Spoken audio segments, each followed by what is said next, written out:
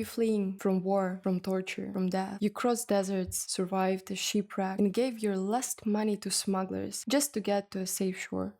And here it is. The United Kingdom, a country where, as you've heard, human rights are respected, where you can start your life with a clean slate. But instead of help, handcuffs, instead of an interview, an order, instead of London, it's a one-way ticket to Rwanda for 6,000 kilometers to a country where you have no family, no job, no future. The United Nations called it a violation of human rights. But the planes keep taking off, and you left alone with the question, which is more terrible, death in your homeland or eternal uncertainty in a foreign Africa?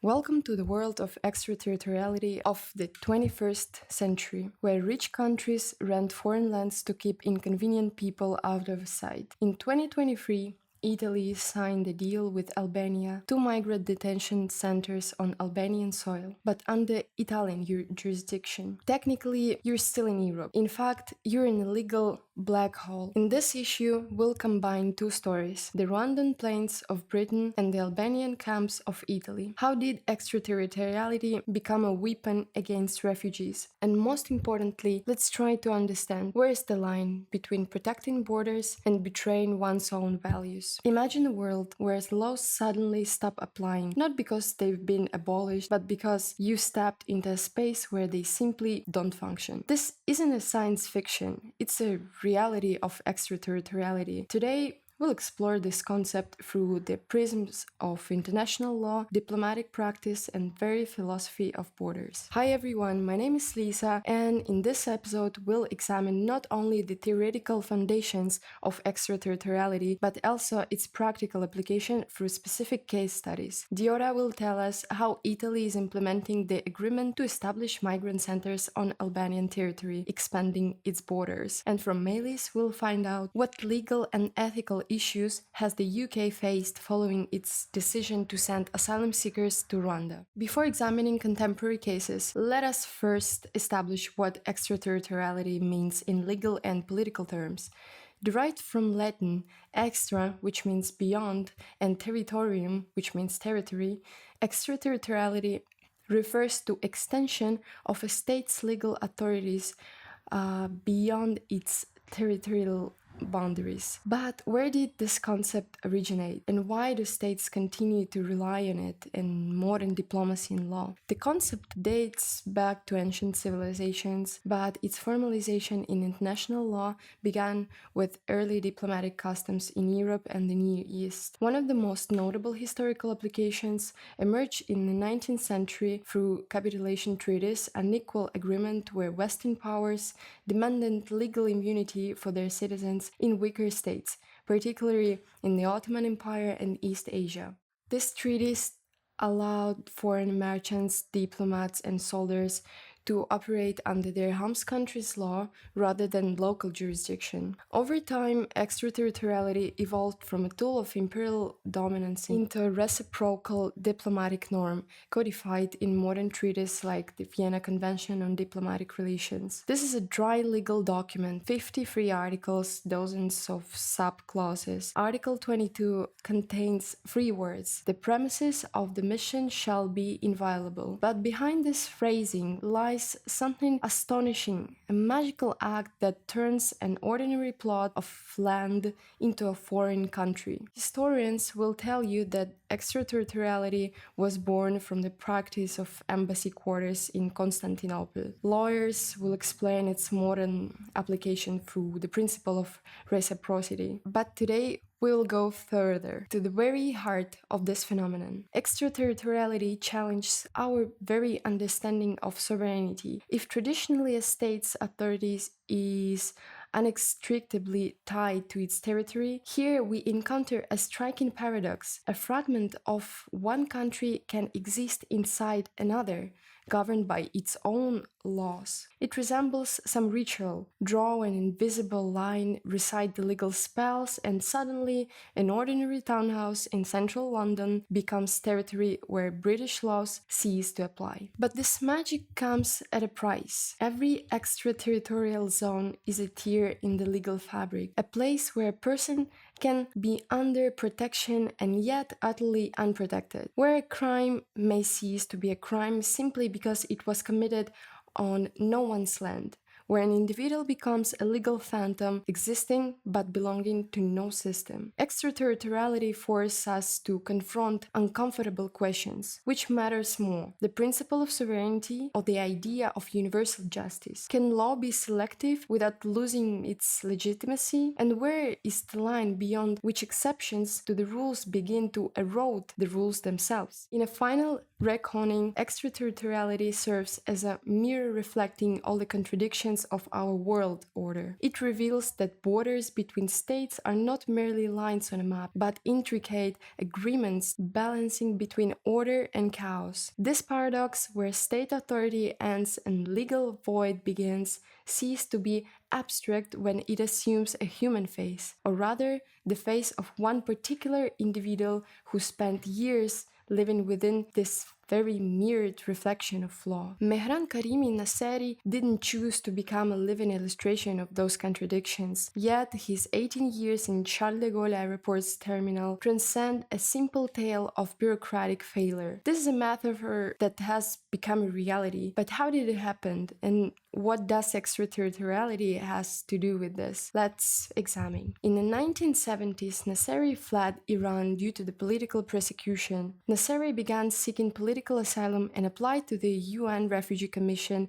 based in Belgium. After obtaining the necessary certificate that granted him residency rights in any European country, he decided to relocate to Glasgow. But in 1988, his suitcase containing all his documents was stolen in Paris. Yet, he did arrive to Charles de Gaulle Airport to board a London flight, and he succeeded. Officials turned a blind eye to his missing documents and let him leave the country. But British authorities were more fastidious. Upon discovering the arriving passenger lacked proper paperwork, they put Nasseri on a return flight from Heathrow back to Paris. This time, the moment he landed, he was arrested for attempting illegal entry into another country. With no documents indicated his country of origin, the French found themselves in a quandary. Where could they deport him? To Iran? They had no legal right. Keeping him in France? Equally impossible. As a result, he found himself in a limbo, neither a citizen, nor refugee, nor an illegal immigrant, just a man no one wanted to take. And so, terminal at Charles de Gaulle Airport became his home. For 18 years, Nasseri lived among travelers. He slept on a bench, washed in the restrooms, and survived on the food from airport staff. His story inspired the film The Terminal with Tom Hanks,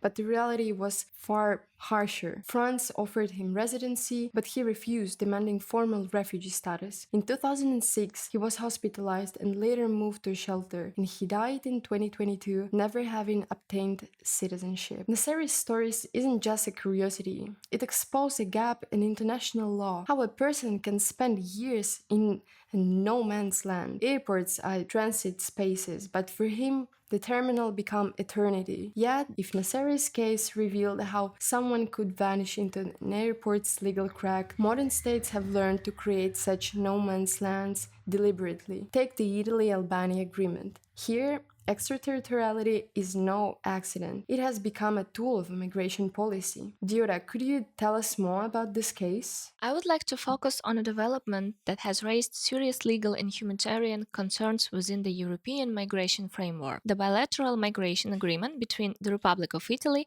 and the Republic of Albania. A recent example of extraterritorial border control concerns the agreement between Italy and Albania. In November 2023, the governments of Italy and Albania jointly presented a bilateral protocol of Memorandum of Understanding on the management of migration flows.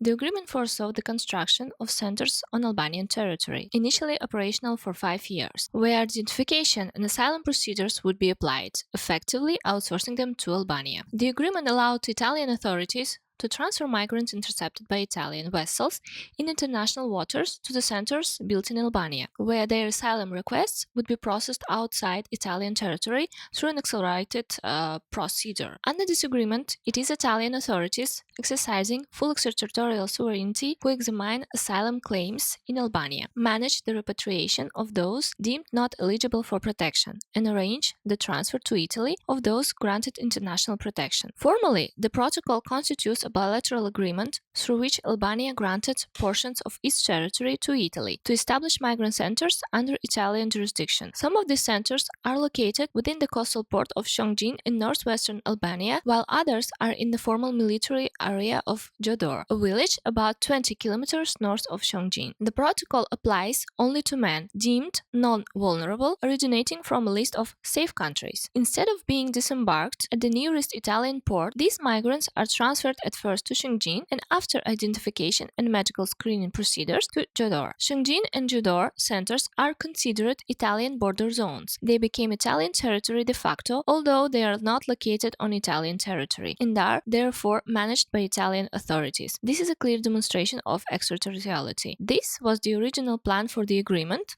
but it's clear things didn't go as expected. The Italy-Albania deal was supposed to make migrant processing smooth and organized, but as you mentioned, that something went wrong. So what exactly went wrong? And does this prove that trying to handle migration by creating legal gray zones just doesn't work? From its opening until January 2025, 3 operations were carried out under the protocol, but the real procedure turned out to be more complicated than officially described, making the transfer of detained migrants more costly and difficult. During the most recent transfer in January, for example, 4 minors and 1 vulnerable asylum seeker were identified during the screening process at the Shongjin Center, and they were immediately returned to Italy. Overall, we can state that the operations pursued rigorously by the Italian government were a complete failure and were firmly disapproved by Italian judges that did not validate the detention of the asylum seekers transferred in the centers because none of the main countries of origin of migrants crossing the Mediterranean could be considered as a safe country. And so, the designation of a safe country of origin by the Italian government was incompatible with the European Court of Justice definition. That's why the Italian court ordered the return of the migrants to Italy. The project had clearly failed. The migrant centers in Shongjin and Gjodor remained empty, but it was clear that the Italian government could not accept such failure, couldn't so openly show that all the funding for this project had been spent in vain. And so, the government has attempted an alternative, significantly different from the original plan. Under a decree approved on March 28, the government decided to transform them into GPRs, repatriation centers. The centers have changed their original function. They are no longer used for people intercepted at sea, but have become places where people in irregular situations on Italian territory are transferred. This new decree is clearly a propaganda move. Italy already has about 10 GPRs, all of which suffer from severe problems repeatedly denounced: inhuman detention conditions, violations of detainees' rights, self-harm, and suicide attempts. Yet, the government chose to transfer migrants to Albania to show that the costly facilities in Gjodor were operational, albeit with a completely different function. So, on April 11, around 40 migrants transferred from various Italian GPRs arrived at the port of Shongjin after months of inactivity at the center. These migrants had already received expulsion orders because their asylum requests had been rejected or for other reasons and were awaiting repatriation. They had departed from Brindisi and after initial screening in Shongjin were moved to the detention center in Gjodor. If the existing GPRs in Italy are already notorious for their inhumanity and for destroying the lives of detained migrants, often victims of torture and violence, and are themselves considered a major human rights violation because they involve detaining individuals who have committed no crimes and are denied access to due process, then imagine what it means to be suddenly woken up and forced to cross the sea, where you may have once risked your life, only to be transferred to another similar facility in a foreign country you never intended to reach. No part of this procedure respects the right of migrants, who, it must be remembered, are held in GPRs, and now in Albania, not because they committed crimes, but often simply because their documentation expired. Yet their rights are not protected. Reports indicate they learned of their transfer to Albania only upon arrival, with no prior notification, in clear violation of their human rights, and they were also restrained with plastic ties during the entire journey. Those transferred have to face an even more extreme regime of isolation than in Italy GPRs, further obstacles to legal protection, and worsened detention conditions. For the broader migrant population reliant on residency permit renewals, the risk of being exploited grows, now compounded by the threat of forced transfer abroad. Yet even the GPR conversion reveals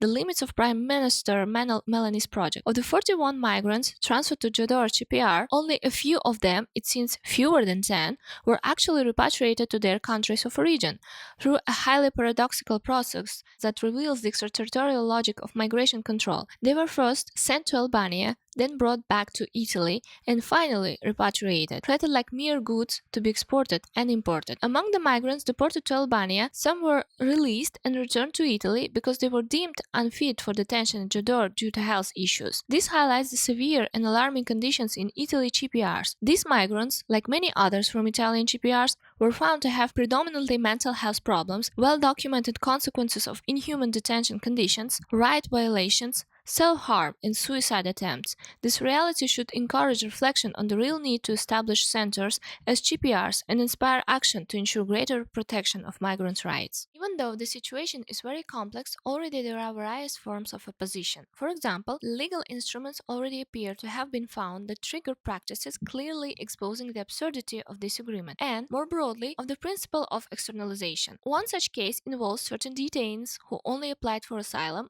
once they arrived in Albania, because they had previously been in Italy without ever making an asylum claim. Once they submitted their application in Albania, their legal status changed, meaning they could no longer be held at the Jador Center, which is a CPR, and so it can only host individuals without legal grounds to remain in Italy. They were therefore brought back to Italy, where their asylum applications will now be processed. This is one of the many complex mechanisms emerging from the absurdity of the extraterritoriality principle, a clear legal fiction used to pursue irrational objectives that threaten the values of equality and respect for human rights, on which both democracy and the European Union are founded. All these criticisms are common features to all the practices of externalization. So we can say that if at the beginning the principle of extraterritoriality was an exception of the traditional principle of the territorial sovereignty, according to which each state exercised its power only within its own borders, in recent decades extraterritoriality has become increasingly common, and the agreement between Italy and Albania is a clear example of this. This agreement highlights a growing trend toward the externalization of asylum procedures, in which an European Union member state extends its jurisdiction beyond national borders to process asylum claims. Externalization raises numerous concerns. Given the Italy-Albania agreement's legal contradictions, are we already seeing concrete examples of how these extraterritorial schemes backfire? And what do they reveal about the flaws of externalization itself? Including the legal ambiguity faced by asylum seekers, who are subject to uncertain, constantly changing rules that are often unclear and not shared or consistently interpreted by legal practitioners. The externalization of asylum procedures is now one of the most concrete and debated forms of extraterritoriality applied to migration governance. It severely challenges the fundamental principles of international law, asylum rights, and human rights protection, with long-term consequences for the credibility and coherence of today's democracies. As we know, the European Union and many Western countries presented themselves as champions of human rights in their foreign policies. However, this rhetoric stands in stark contrast to the practices adopted within or all the margins of their own borders when it comes to migration management. So we've got Italy sending migrants to centers in Albania. What has been the international human rights response to this agreement, and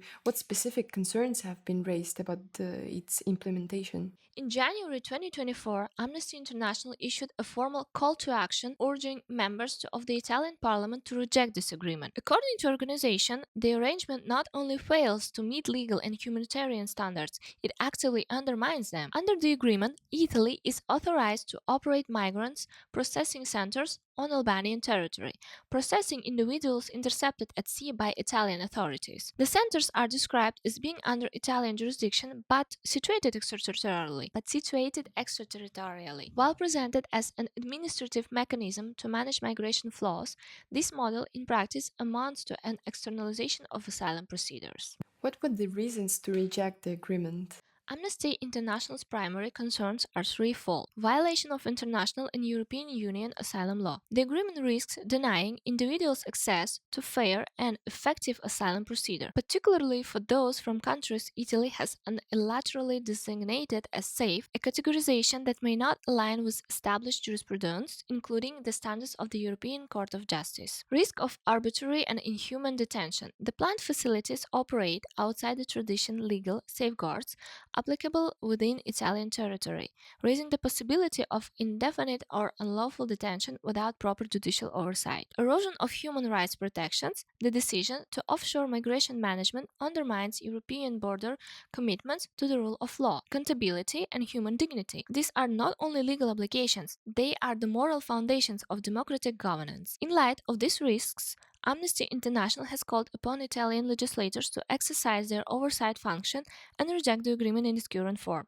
They urge all relevant actors to reaffirm their commitment to international refugee law, the Geneva Convention, and the Charter of Fundamental Rights of the European Union. This agreement sets a dangerous precedent. It shifts migration management further from transparency and oversight, and it weakens the rights of those already in precarious situations. But Italy and Albania aren't the only ones experimenting with these offshore camps. If this approach is so problematic, why are other countries copying it? Take the UK and Rwanda, for example. Melis, can you walk us through how that deal comprised? Yes, I will showcase the general legal outline of the proposal before trying to understand why and how such a bill was passed and what it reveals about the way powerful colonial states manage borders and decide who deserves safety and who doesn't. At the heart of this policy, the following question remains. What does it mean to seek asylum in a world where borders can be moved, not physically, but politically? When a country like the UK decides to externalize its asylum system, what does it say about extraterritoriality, but also the way our society considers immigrants? On April 14th of 2022, the UK government announced a new migration policy. Certain people seeking asylum in the UK would no longer have their claims processed there. Instead, they'd be flown over 4,000 miles to Rwanda, where the Rwanda government would assess their asylum application. But even if your claim was successful,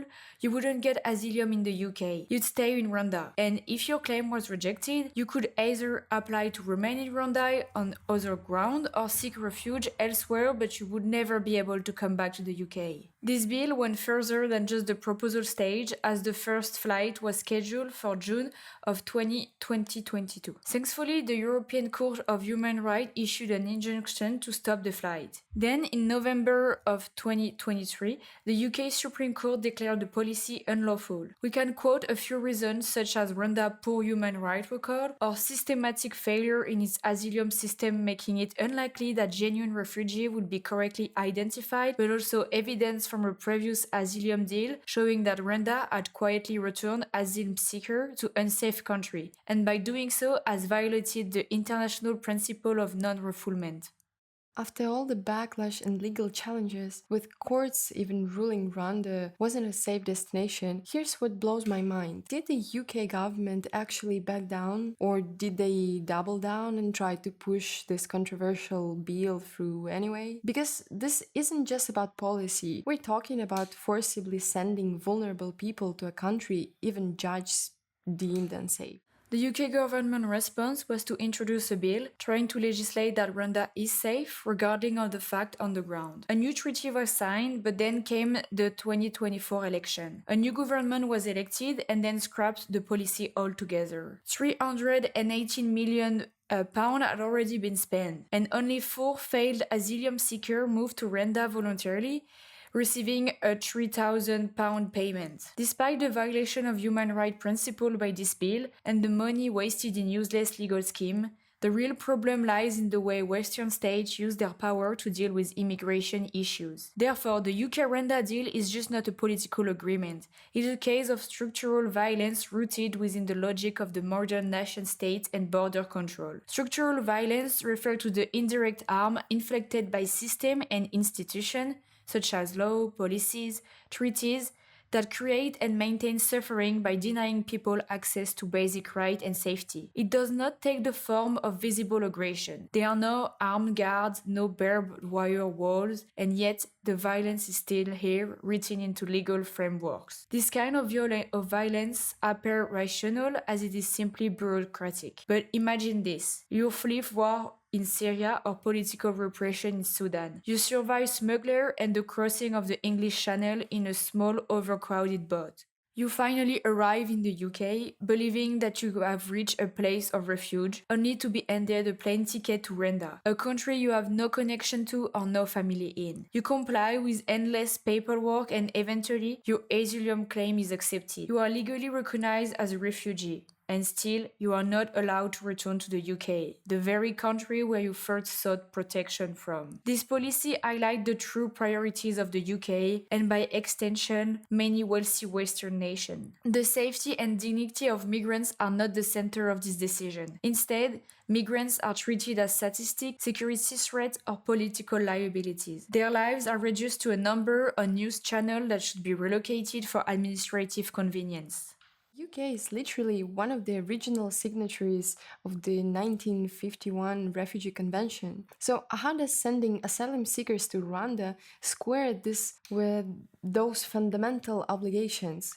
Because on paper, this looks like a blatant violation of the principle of non-refoulement. Is there some legal sleight of hand happening here, or is this as norm-shattering as it appears? While the United Kingdom remained a signatory of the 1951 UN Refugee Convention and is therefore bound by the principle of non-refoulement, which prohibits the return of individuals to territories where they may face persecution, the government has found a way to avoid this obligation without formally breaking from them. Through the mechanism of extraterritorial processing, the UK redraws the map of legal responsibility. By outsourcing asylum procedure to Rwanda, it effectively distances itself both geographically and morally from immigrants who reach its shores. Once removed to Rwanda, these individuals are no longer physically within the UK's jurisdiction and, conveniently, no longer within its legal or political responsibility. When trying to implement this deal, the UK exercised its sovereignty by asserting the right to decide who may enter, who may stay, and who counts as worthy of protection. Borders, in this logic, are no longer lines on a map. They are tools of power to serve political agenda. The UK-Rwanda deal does not just outsource logistics, it offloads accountability. The moral obligation does not disappear, but is displaced. It shifts legal duties and human consequences into a country with fewer resources, a weaker right infrastructure, and a history of problematic asylum practices. In doing so, it treats refugee protection not as a shared global responsibility, but as a burden to be transferred from the wealthy global north to the less powerful global south. Let's address the elephant in the room. Why Rwanda of all places? This isn't just some random choice. We're talking about a country with its own complicated human rights record, thousands of miles away from the UK. According to accountancy firm Ernst & Young, 13% of Rwanda's national budget consists of grants from foreign countries. The proposed 150,000 British pounds for every asylum seeker Rwanda would take over from the UK would therefore be of great impact to the Rwanda national budget. It would give Rwanda important funds to improve its national facilities and infrastructure. On the other hand, opposition leader Victoire Ingabire strongly disagreed with the proposal, stating, "Because if our people don't have enough to eat, if our kids or Rwanda kids don't have the possibility of going to school because of the poverty, how will the Rwanda government give education to the kids of refugees?" Still, for the Rwanda government, the financial incentive seems to weigh more heavily. And it seems that was evident, not just for the UK, but also for Denmark, who discussed imposing a similar deal to solve its immigration problem. This type of deal is also exemplary for the neo-colonial mindset. Wealthy Western states abuse the inequality between them and the global South to make poorer countries solve their issues. As far as I know, even as the UK-Rwanda deal collapsed, other Western nations like the US is still pursuing similar offshore asylum schemes. Could you tell us a bit more about it? The deal between the United Kingdom and Rwanda may be dead for now, but its legacy lives on. Just last week, the US started negotiation with Rwanda in hope to strike up a similar deal, and Rwanda has taken one Iraqi refugee from America who supposedly has ties with the terrorist organization. It shows up that the nation state, once seen as a protector of its people, can also become a gatekeeper. To protect humankind from atrocious crimes and gross violation of human rights, we need to reject this model of externalization. We need to ask not how to move people elsewhere, but how to include and protect them. So here's the disturbing paradox we're seeing. Even failed offshore detention schemes don't die. They just mutate into new forms. From London to Washington, from refugees to terrorism suspects. Where does this responsibility shifting logic end? And crucially, do we have any mechanisms to stop this machine before it grinds up more human lives? What we see with the externalization of migration control is more than just a shift in a policy. It's a deliberate political strategy to make migration invisible. By moving asylum procedures and detention facilities outside national borders, governments distance the issue from a public awareness. Those who are turned away,